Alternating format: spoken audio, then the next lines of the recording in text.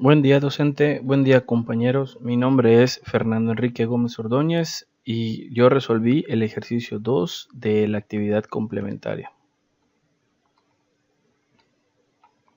Un ingeniero electricista debe diseñar un circuito para dar la máxima corriente a un tubo de imagen, a fin de que alcance la brillantez suficiente. Él ha desarrollado dentro de las restricciones de diseño permisibles dos circuitos candidatos y prueba los prototipos de cada uno de ellos. Los candidatos resultantes en microamperes se muestran enseguida. Aquí tengo el circuito 1 que tiene los valores de 251, 255, 258, etc. Y el circuito 2 que tiene 250, 253, 249 y etc. Emplee la prueba de Wilcoxon de la suma de rangos para probar que la hipótesis nula, las medias son iguales, y contra la alternativa de que la media 1 es mayor que la media 2. En este ejercicio observamos que las muestras, tengo una que tiene 9 elementos y que tengo una de 8 elementos. Para que podamos trabajar este tipo de ejercicio, lo que tenemos que hacer cuando tenemos las muestras con diferentes cantidades de elementos, pues vamos a sumar esos elementos y lo vamos a considerar como uno solo. En este caso el valor de n sería 17, ya que sumamos 9 más 18, que nos da 17 valores en total. Entonces lo primero que hacemos es poner en una tabla todos los valores del circuito 1 y del circuito 2. En este caso tenemos aquí cada uno de los valores del circuito 1 y del circuito 2. Aquí podemos observar que en el circuito 1 tenemos las 9 muestras y también en el circuito 2 tenemos 8 muestras. Ahora lo que hacemos es que vamos a separar cada uno de los circuitos, los vamos a hacer otra tabla y donde vamos a poner todos los valores y los vamos a acomodar de menor a mayor. Entonces aquí les vamos a asignar un orden y un rango y después vamos a separar los rangos por circuitos y encontraremos la suma de estos. Bueno, aquí tenemos la tabla. En esta tabla tenemos el circuito al cual pertenece, si es del circuito 1 o del circuito 2. Aquí tenemos el valor, el orden, el rango. Y aquí, por ejemplo, vamos a acomodarlos de menor a mayor. Entonces ponemos el primer valor, el menor, que sería 248, luego le sería el 249. Aquí observamos que se va a repetir en estos valores 250 tres veces, y aquí lo mismo pasa con el 251. Y después sigue cada uno, o sea, normal. Después 251, 252, así, 253, así hasta el 260, sin que se repita ninguno. Ahora, el orden que le vamos a dar es como enumerar cada uno de los valores, ¿no?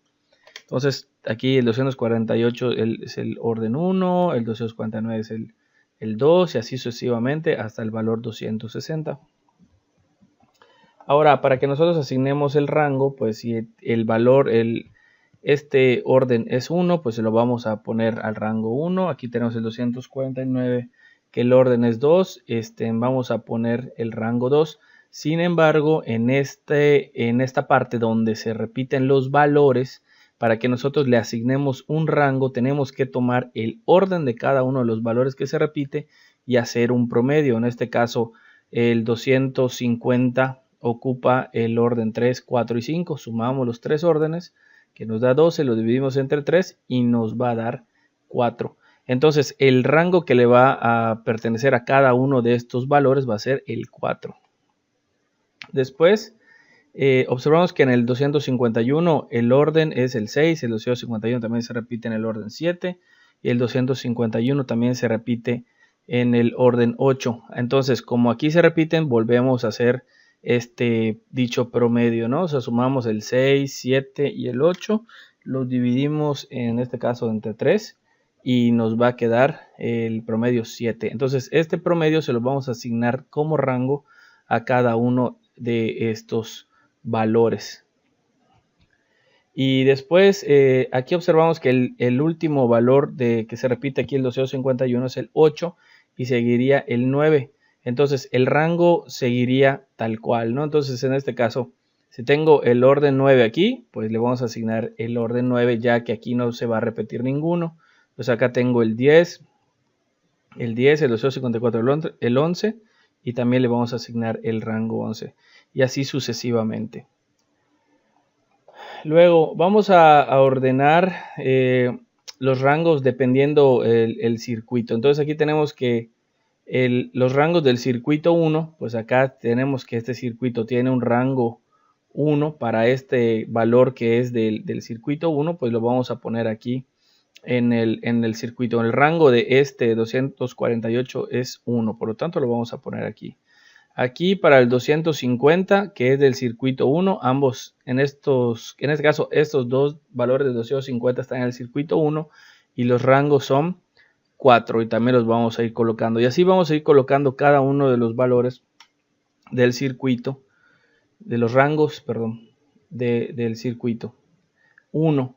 Y después los rangos del circuito 2, por ejemplo aquí el 249 pertenece al 200, perdón, el valor 249 pertenece al circuito 2 y este rango se lo vamos a asignar pues aquí donde está el rango de circuito 2.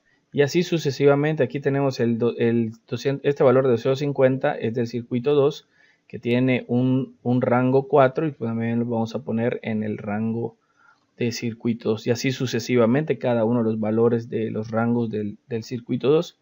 Y ahora, ya que tenemos esta tablita donde ya están acomodados cada uno de los rangos, tanto del circuito 1 y del circuito 2, pues vamos a sumar esta fila y vamos a sumar también esta fila, donde la suma de rangos del circuito 1 me da 75 y la suma de rangos del circuito 2 me queda 78.